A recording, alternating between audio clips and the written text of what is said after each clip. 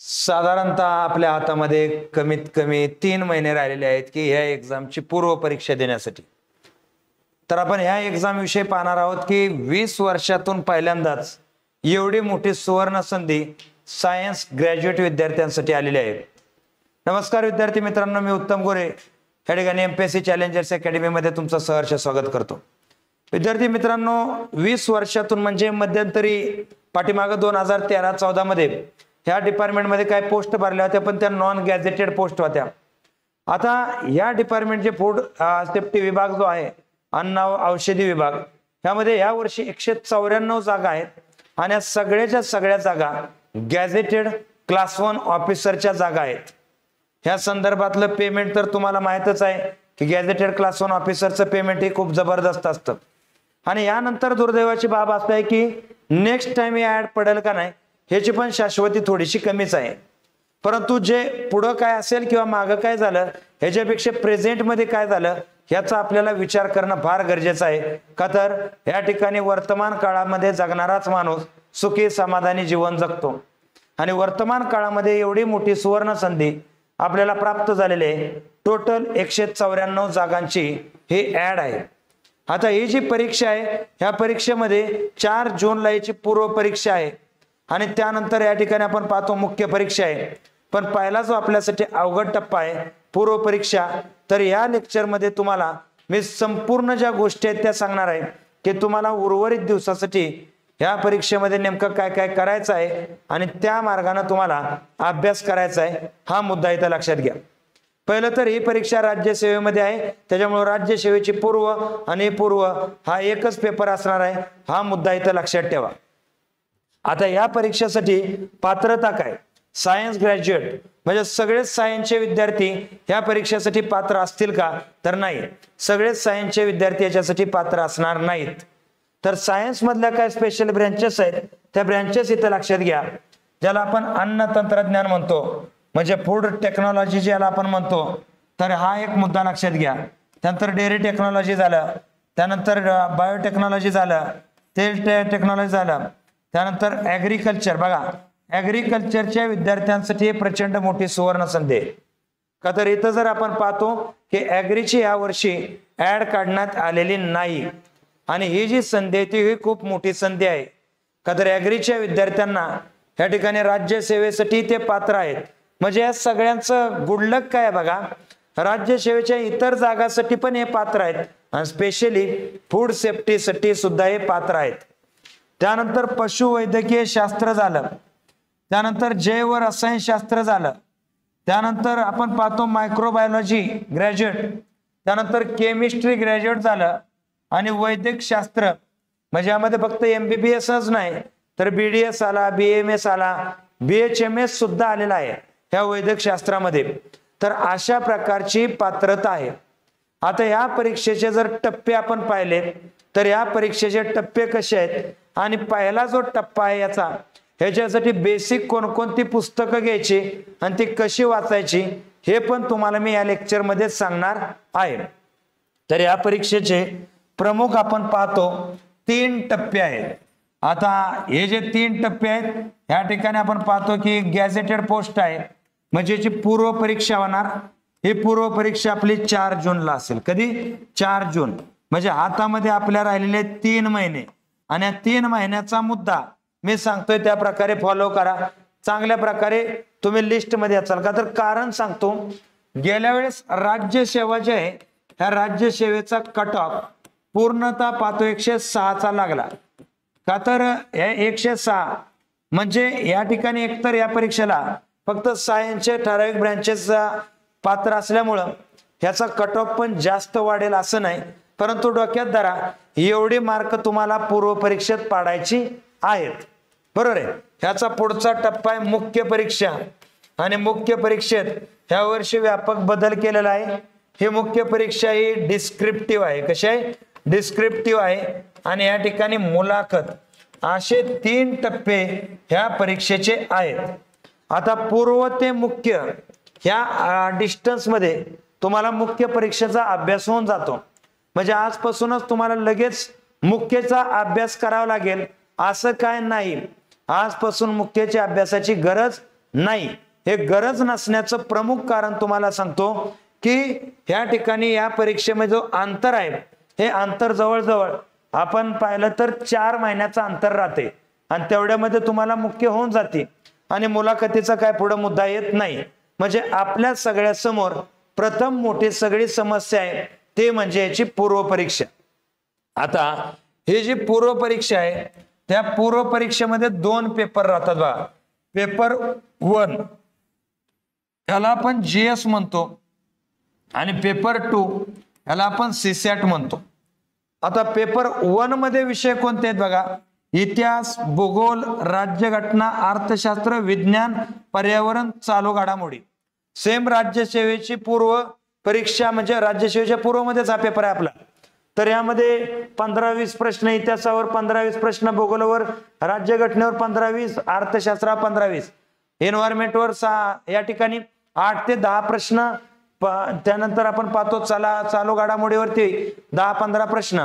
असे साधारणतः fix pattern नसतो. जसं आपण पाहतो कंबाईनला 15-15-15 असा पॅटर्न राहतो.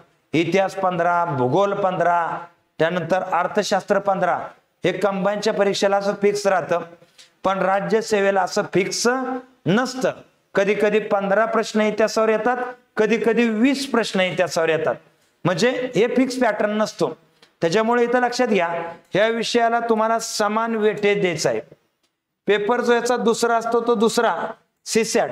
ह्यामध्ये उतारे असतात आणि उतार्याबरोबर गणित आणि बुद्धिमत्ता राहतं. उतार्याबरोबर काय राहतं?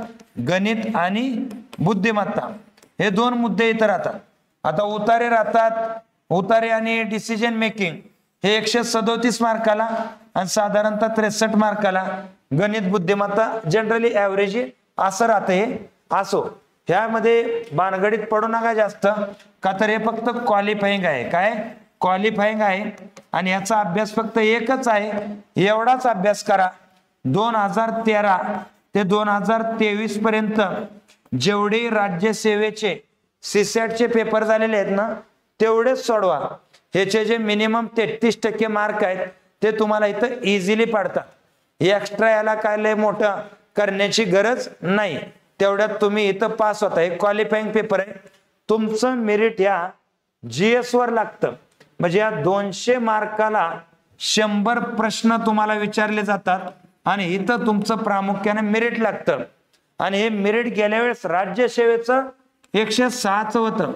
म्हणजे तुमचं टार्गेट सध्या 106 ते 10च्या मध्ये टार्गेट पाहिजे.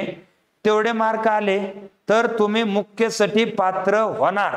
नाहीतर मुख्यचा किती सिलेबस बघा, पूर्वच पास नाही झाली तर अर्थ नाही.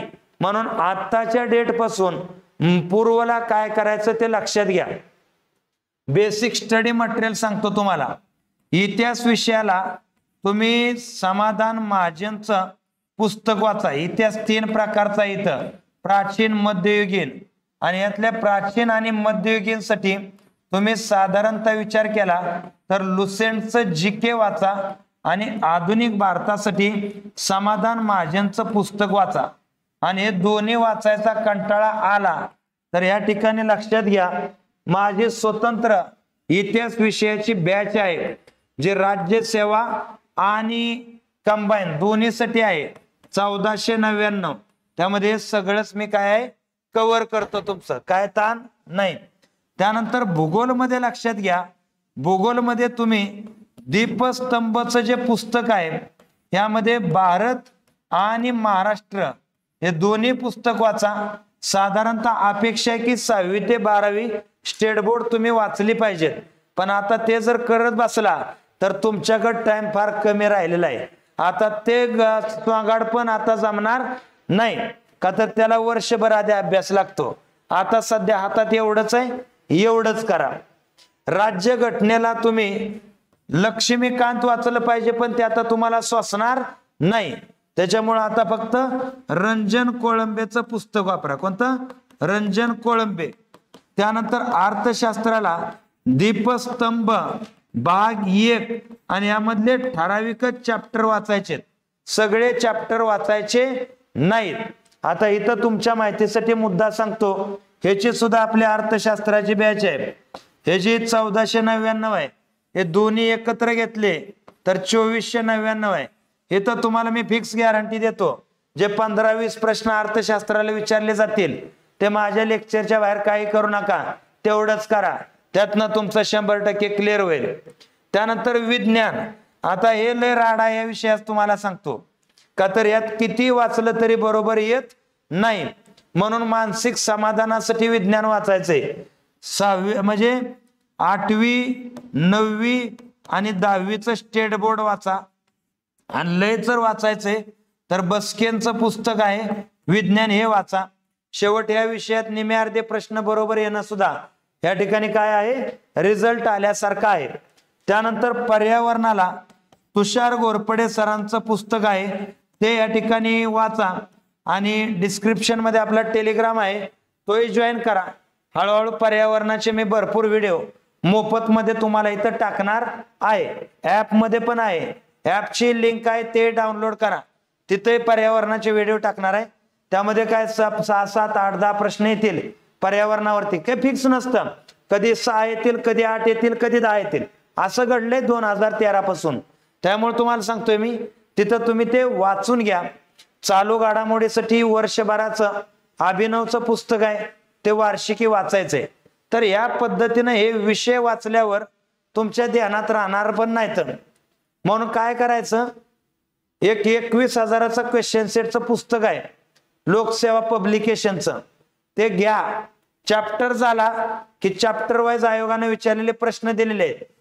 जर प्रश्न सोडवत गेले ना तुम्ही, समजा तुम्ही राज्यघटनेचा राष्ट्रपती वाचताय आणि राष्ट्रपतीचा जो मुद्दा आहे तो त्याच्यावर आतापर्यंत आयोगाने विचारलेले प्रश्न हे जर तुम्ही सोडवले तर तुम्हाला एक्झॅक्ट कळतं की वाचायचं काय आणि सोडून काय द्यायचंय. त्या 21,000मध्ये चॅप्टर वाईज, विषय वाईज आहेत, पण विषयातील चॅप्टर वाईज प्रश्न दिलेले आहेत. आणि या गोष्टीमुळं तुमचा अभ्यास खूप चांगल्या प्रकारे होणार आहे. तर अशा रीतीनं याला फेस करा. का तर 4 जून म्हणजे 3 महिना हातात येतं, 3 महिन्यात याला थोडा सामोरं जायचंय. आता याची जी मुख्य परीक्षा आहे हे सध्या तर म्हणतात डिस्क्रिप्टिव्ह आहे, बरोबर आहे ना. आणि पोरांचे आंदोलन चालू आहे तो ऑब्जेक्टिव्ह करा म्हणून. पण जे काय असेल ते असेल, पण आपल्या हातात काय आहे सध्या की मुख्य परीक्षा अशी आहे. याचा जो पेपर 1 आहे तो आहे केमिस्ट्रीचा आणि पेपर 2 आहे तो फूड टेक्नॉलॉजीचा. 200-200 मार्काचं पेपर आहेत आणि डिस्क्रिप्टिव्ह पेपर आहेत. स्वतः मी MSc मायक्रोबायोलॉजी आहे. तुम्हाला सांगतो इथं पूर्ण जी टीम आहे, डॉक्टर अभयराव राणे आहेत जे स्वतः फूड टेक्नॉलॉजी मध्ये काम करतायत.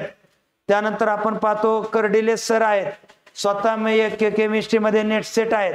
अशी भली मोठी टीम इथं तुम्हाला पुढं मार्गदर्शनाला अवेलेबल असणार आहे, त्यामध्ये काय अडचण नाही. तर लक्षात घ्या, हा जो मुख्यचा परीक्षेचा सिलेबस आहे ह्याला सध्या फोकस करू नका.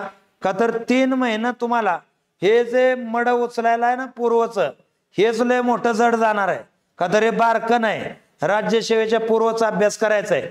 आणि पोरं गाफील होते इतके दिवस, कोणालाच वाटलं नव्हतं की फूड सेफ्टीच्या एवढा जागा येतील.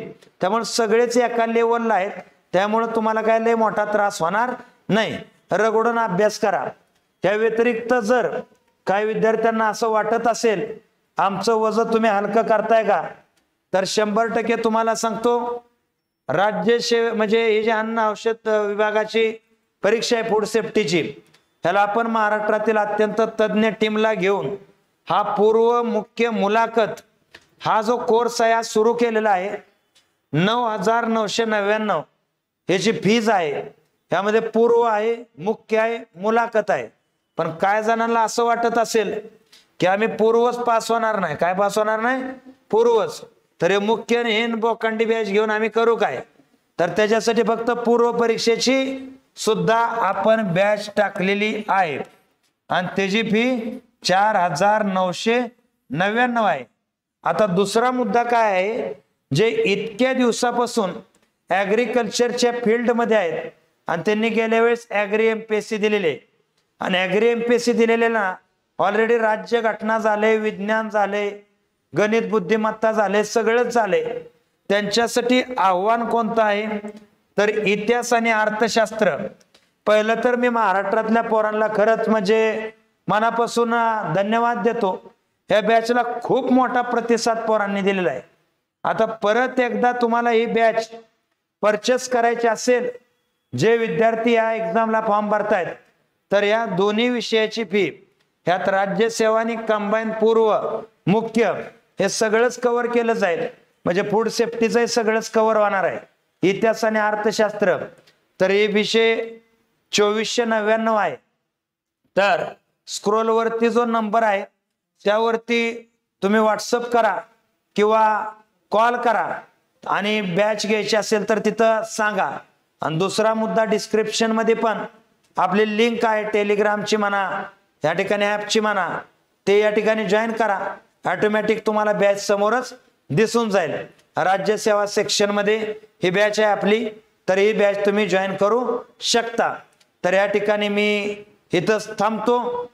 जय हिंद, जय महाराष्ट्र.